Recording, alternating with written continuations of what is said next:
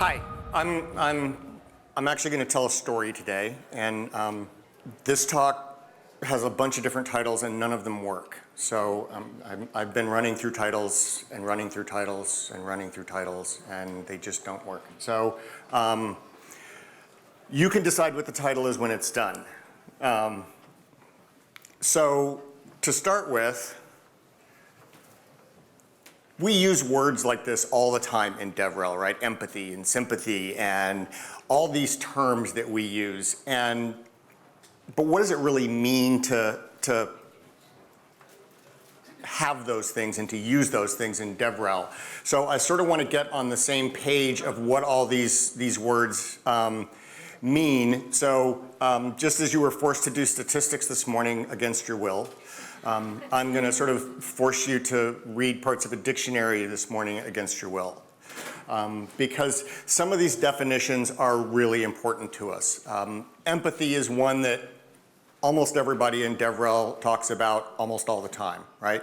We need to be able to understand where our developers are coming from, where our members of our community are coming from, what they're going through, right? And so we need to have empathy for them, right? It's one of these soft skills, they call it. I don't believe it's a soft skill. I think it's something that's a sort of a hard requirement for us. And there are people that say that it can be taught and people that say that it can't be taught, right? I'm pretty sure that unless you're a sociopath, you can learn empathy. And if you are a sociopath, then please, it's okay. Don't take it out on me. Sympathy is completely different, right? I'm not sort of feeling along with you, I just feel sorry for you, right? Because you're, I'm really sorry, it sucks to be you, right? I'm really sorry for you. And that's a completely different thing for our developer communities than having empathy for them. And sometimes it's all you can have, right? I don't know what you're going through, I don't understand what you're going through, and I'm really sorry you're going through it, but that's about as far as I can go. Understanding is, I think, part of empathy, not necessarily part of sympathy. I can have sympathy for you and I have no idea what you're going through, right? I can't have empathy for you unless I have some understanding of what you're going through. And this definition says that I'm sympathetically aware of other people's feelings and tolerant and forgiving. And I argue that I actually need to be empathetically aware of other people's feelings in order to really understand, right? And this is part of what we do as DevRel, right? We empathize with our users. We understand what they're going through. This is why at least I work through all the stuff. I typically come to our developer site from the top level and I walk through it just like somebody showing up at our website would, and I do it every single time because it frustrates me, and then I can go to our website developer and say, why does it take me 40 clicks to get here? It should take 3, right? So I can understand where they're coming from. I can understand what our developers are doing. And that to me is really important for being DevRel. Now, how many people understand imposter syndrome, right? And how many of you experience it, right? And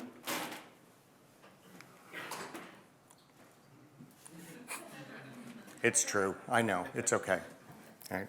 There was a comedian that did a joke one time about how many people talk to themselves, and people raise their hand, and he said, the rest of you that didn't raise your hand are saying to yourself, I don't talk to myself, right? It's true, it's funny because it's true. But imposter syndrome is that feeling where, we don't know enough. We're not supposed to be here because we don't know enough. We don't have the answers. So what are we doing here, right? And this talk is about mistakes, and making massive mistakes, even small mistakes, can reinforce imposter syndrome, right?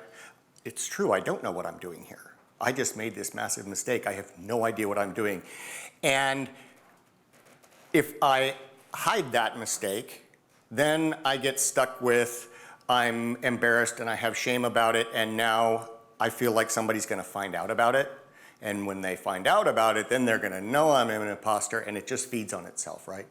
And so what I'm planning to do in this talk is publicly embarrass myself and walk through, actually it's for this, it's sort of a repeated theme for me, but I already embarrassed myself publicly with this giant mistake previously.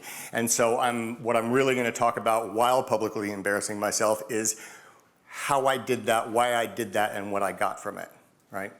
And this idea of being able to make mistakes and make mistakes in public. So this is about how we develop those qualities of those things I just went through, those words I just went through. How are we going to develop these qualities? And I'm not going to help you develop imposter syndrome, because we'll set that one aside, right? But how do we develop the empathy and understanding for our users and for our communities and for the people around us? And we do it by making mistakes, and we do it by making mistakes in public. Because when we make mistakes in public, we make it okay for others to make mistakes around us, right? You don't have to make a massive mistake like the one you're about to hear about in public. You can make small ones, but when you make your mistakes and you admit your mistakes, then other people around you can say, oh, okay, well, he's supposed to know what he's doing, and he did that stupid thing, so it must be okay for me to do that stupid thing or to ask this stupid question, right? So, as I said, it's that hiding those mistakes that feeds that I'm going to be found out. And that I'm going to be found out is, to me, the basis of imposter syndrome, right? So it's story time. This started as imposter syndrome. For some background, I've been organizing and going to conferences for about 30 years. I've been doing this for a long time. I organized a computer science conference back in 1991 and 92, where I forced them all to submit their applications to the conference by email, and it was the first time a computer conference had ever been entirely electronic. Before that, it was paper. First year I did it was paper, and I said, I'm never doing that again. So I've done this for a while. We're all used to it now, but that's not how it used to happen. I'm old. So I speak at conferences, I do booth duty, I travel to conferences. It's the whole DevRel life, right? It's so glamorous that I get to see the inside of every hotel in every city and nothing else. I tweeted this story out as it was happening, right? So I got my dates ready for the talk. I had a talk accepted and a workshop accepted at this conference. It was in Marbella, Spain, which is fabulous.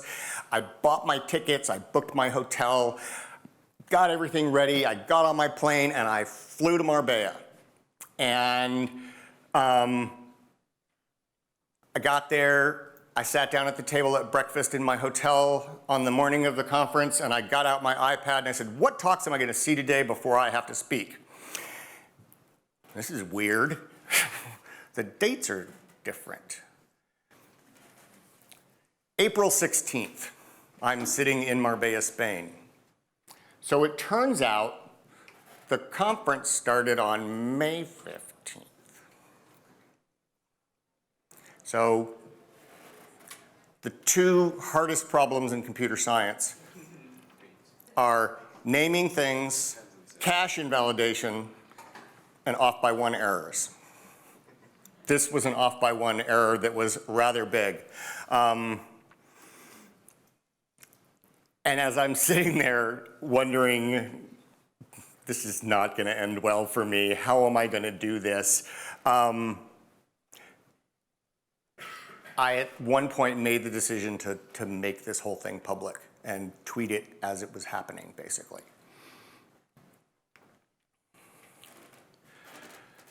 Nobody's perfect. We all make mistakes. The point of doing this at the time, I didn't really understand, other than I had to make one of the most uncomfortable communications in my professional life, which was to call my, at the time, new boss, who is now in the audience watching this. So he's still my boss, so I did not get fired, spoiler alert. And say, hey, guess what? All that money we spent to get me to Marbella, it will cost twice as much to get me home early, and I have to come back next month. Hi. I could blame it on all sorts of things. I really could have. It turns out that the travel website that we were using did actually have an off by one error that bit me a couple of other times. This was the digit in the wrong place. I could have blamed it on any number of things, but the thing to do was say, hi, I screwed up. I made this massive mistake. We need to fix it somehow, because now I have to come back next month because I'm doing a half-day workshop and I'm giving a 30-minute talk, and I can't not do that. I can't call up the organizer and say, hi, I'm in Marbella this month, but I can't come back next month, right? Our community and our users make this, they don't make mistakes like this every day, but they take this kind of risk every day, every time they ask a question in our community, right? They are taking a risk. They are saying, I don't know this, and maybe I should. And how we react to that and how the rest of the community reacts to that is really important in how that community functions, right? Whether it's a welcoming community or one that points and laughs. The ones that point and laugh are not really healthy communities. It's not communities that people want to be a part of, right? So I took this risk. I didn't know why I was doing it, but I did. So there's another term that we need to know. Embarrassment.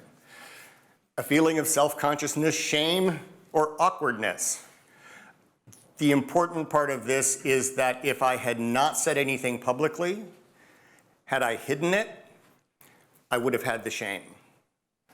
With admitting this publicly, yeah, there's a little bit of shame, but it's more awkwardness, right? Okay, awkwardness in all caps in like 94-point type, right? But it's not something that I have to go around thinking, God, I hope nobody finds out I did this, right? It was pretty obvious for anybody who had been paying attention, because I was tweeting from the airport and everything, that I'm on my way to this conference. And people did send me DMs a few days later and say, I was wondering what you were doing. And you were, but they didn't say anything, right? But then some really interesting things happened to me when I was doing this. I started getting responses to this tweet thread. These are the responses from my DevRel community, right? Not just from random people. This was actually my DevRel community that started stepping up like this. And I did get permission to use all the tweets I asked. So it's not like they're gonna hear from you and go, what? And this last one was one of the ones that hit me really hard, right? Because this is somebody new to DevRel who is suddenly, it's like, it's okay, I can do this, right? Big sigh of relief. Made it okay for me to have done this, right? I just helped somebody. That's my job, is to help other developers, help other people in the community. So yeah, it was a really expensive mistake. Thankfully, I didn't have to pay for the expensive part of it. But it actually helped people. I did also get some of this, right? And I am a natural target for all the Schitt's Creek gifs out there. It just happens. I get them all the time from at least one person in particular.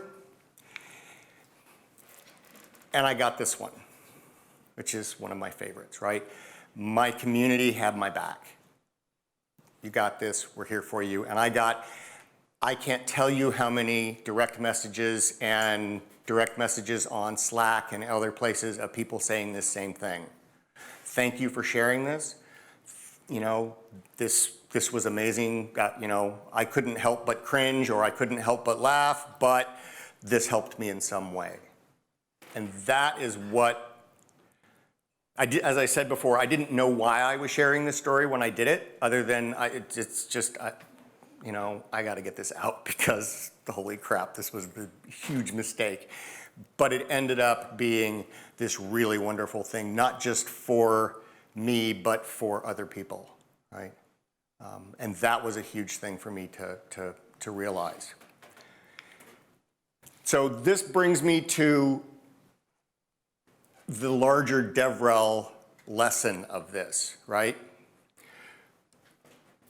Our users are embarrassed to ask stupid questions, right? Everybody is embarrassed to ask a stupid question. This is a stupid, people will preface a question by saying, this is a really stupid question, but, right?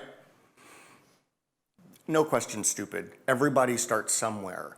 And they feel like imposters for not already knowing the answer, right? And so making it okay to ask those questions is really important for the health of our community, right? As I said, you can either have a community where people point and laugh and use the shame part of embarrassment, or you can have a community where people stand up and support the other members that ask these stupid questions, right? And they'll take their lead from you as the person leading this community. That's where it comes from, is from us as DevRels leading our communities and whether we make it okay to make mistakes or not. And I say to do the hard work of making our mistakes in public, right? Saying I don't know the answer to that. As in my community, saying somebody asks a question, I say, I have no idea, but I can go find out for you. I can connect you to somebody that does. That's not a, somebody says, this is a stupid question, but that's not a stupid question. Here's an answer, right? Or here's a person that could answer. It's starting to bring that empathy and compassion into the community by making mistakes ourselves to make it okay for them, right? Your community will support you. I learned that. My community supported me, right? Users will respect you, and then they'll feel empowered to do the same, right? Oh, okay, well, you know, she made the mistake and nobody crucified her. Maybe it's okay for me, right?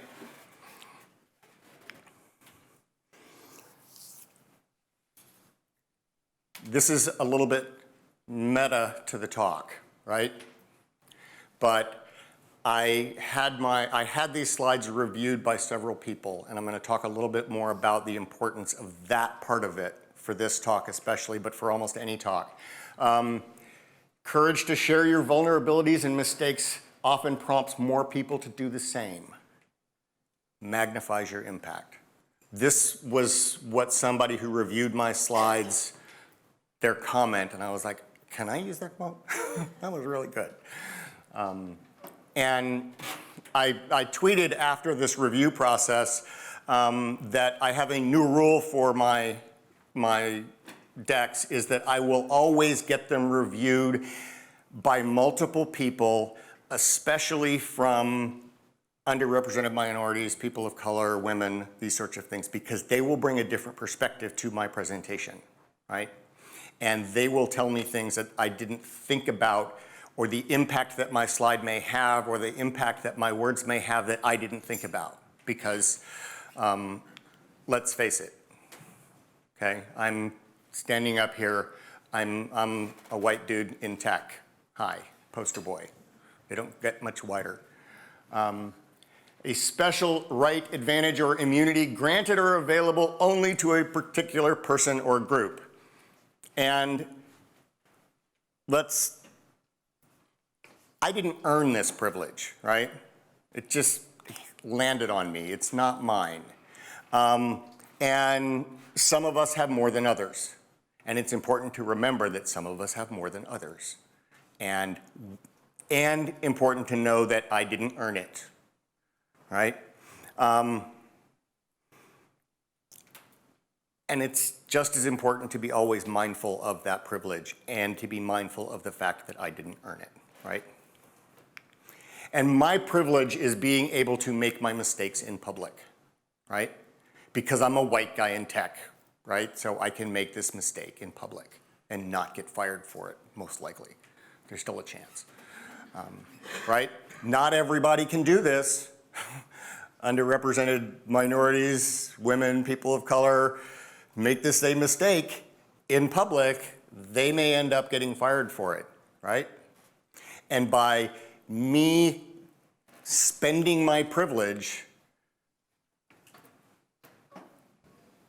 I'm hoping to be able to make it easier and less career ending for other people, right? And that's the other point that I get here is spending my privilege. I get this privilege that I did not earn, and so I need to spend it.